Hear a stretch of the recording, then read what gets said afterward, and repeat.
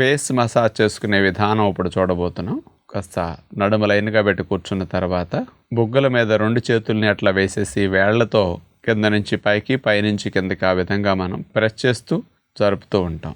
దీని ద్వారా ముఖ భాగానికి చూడండి రక్త ప్రసరణ ఎక్కువ అవుతుంది, రక్తనాళాలు వ్యాకోచిస్తాయి, ఎప్పుడు వెళ్ళనంత డబుల్ ఫోర్స్లో బ్లడ్ సప్లై జరుగుతుంది అనమాట.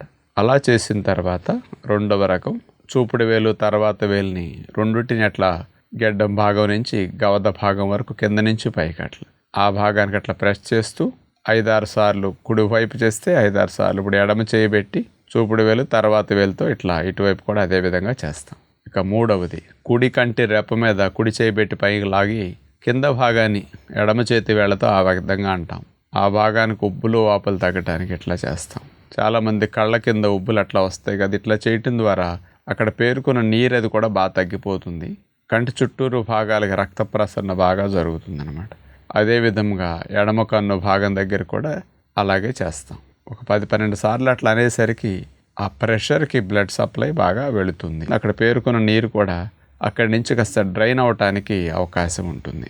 తర్వాత సైనస్ భాగాల్లో ముక్కు పక్కల నుంచి కళ్ళ కింద భాగం నుంచి కళ్ళ ప్రక్కల వరకు అట్లా చేతి వేళ్లతో చేసుకుంటూ వెళతాం.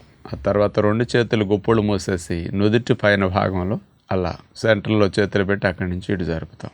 ఇట్లా ఈ 4-5 రకాలు ముఖ సౌందర్యాన్ని పెంచే ఫేస్ మసాజ్కి బాగా ఉపయోగపడితే ప్రయత్నించి చూడగలరు.